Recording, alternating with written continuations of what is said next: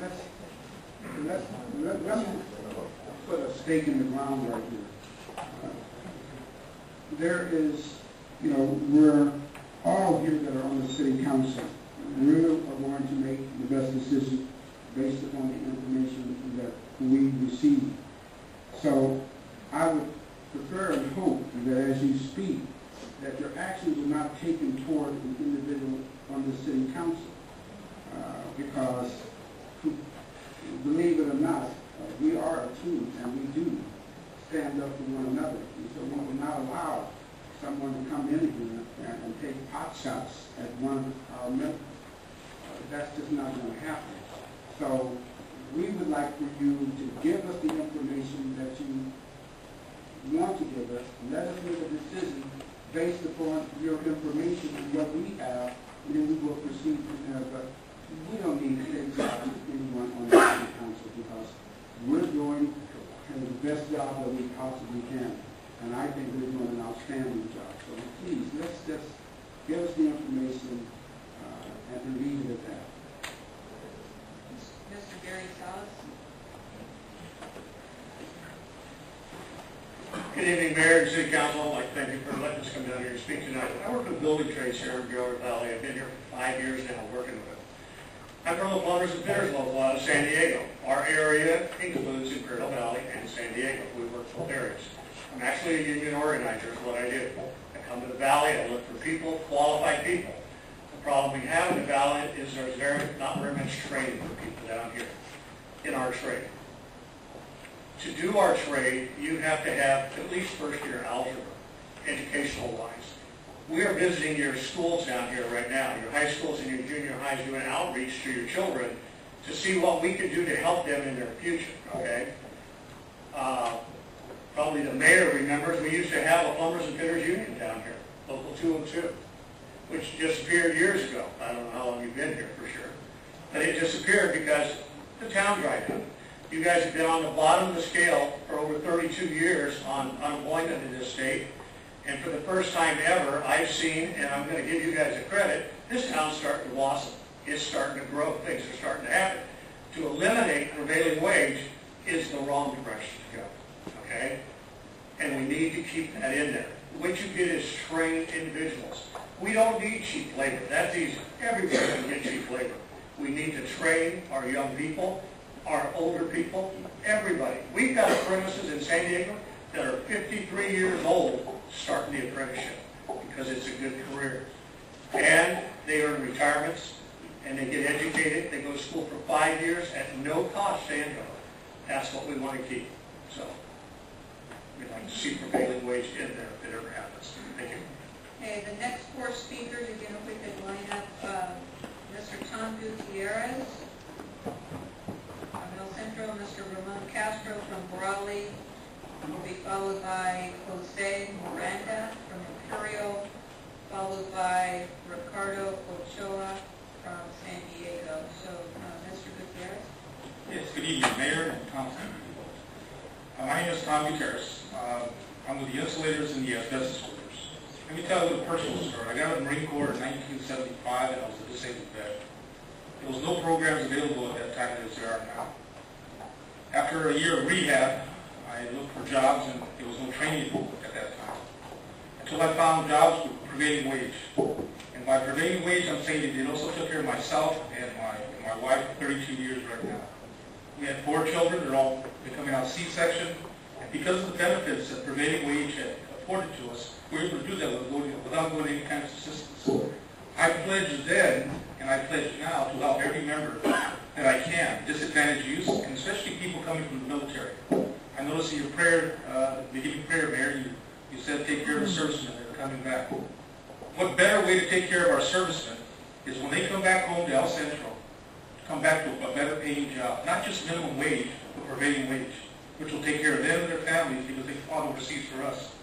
So that's my comment. Mr. Castro. Good evening, Mr. Mayor, council members, and all those in attendance.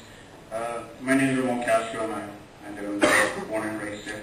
And just to follow up on the gentleman's comments, After graduating from high school in '96, I enlisted in the Marine Corps and served 7 years. My final year, 2003, I served in the Middle East supporting this current war on terrorism. I am also a disabled veteran. After returning here, I applied at numerous places, and you know what? They wouldn't hire us. I read an article in the newspaper where someone made a statement that they wouldn't pick up veterans because most of them had some sort of illness, mainly PTSD, which is pretty common amongst those who serve in the armed forces.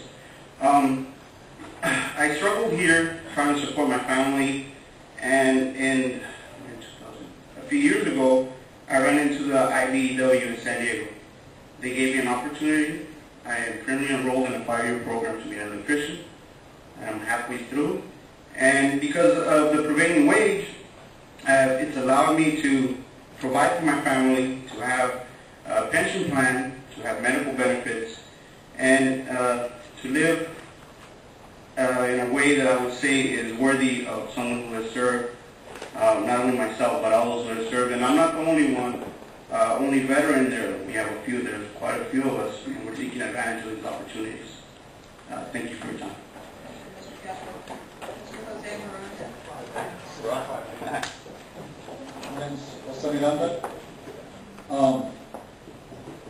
I'm a certified state journeyman. I graduated from IBEW, the same program that he was talking about. I graduated in San Diego. Reason being, we didn't have opportunity here in the Valley. Currently, right now, we are building this school here in Imperial Valley. Not only for me, but for everybody else to have the same opportunity that I have. I am a teacher there. I just graduated last year, and the same insight that the school has given me, now it's my time to pass it on to Imperial Valley. People from here, from the Valley, not from somewhere else, other state, that will come over and take our jobs. And so, basically, I just want to say is that taking the prevailing wage out of the, for us will be, just shooting down the school. Basically, the school will go away. The reason being, nobody's going to want to go a 5-year program and be paid minimum wage. So basically, the building that we're actually in construction right now will have to be closed down. So hopefully you guys make the right decision. Thank you. Mr. Ricardo,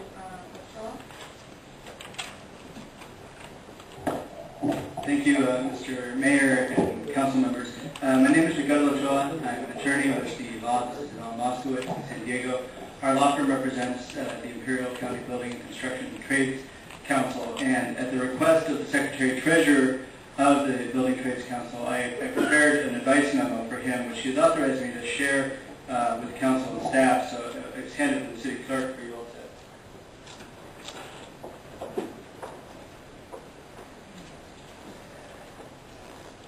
There are many policy arguments in favor of prevailing wage, and there's many speakers that are going to be speaking to those. I'm not going to be addressing the policy issues. I want to address some of the legal issues surrounding the status of charter cities and the ability to not pay prevailing wage. I appreciate the comments that Councilmember Edney said that charter does not in all cases supersede state or federal law, and that's true. In matters of statewide concern, the charter must yield to state law. There are about 112 chartered cities in the state. I'm a little disappointed to hear that the one city that you all consulted with is Vista, because that is a city, I don't know if you're aware of this, that is currently in litigation because of their attempt to stop paying prevailing wage. That is, in our view, a particularly bad model for the city to choose. It is our view, as a law firm, that even if the city chooses to go charter city route, it will still be required to pay prevailing wage.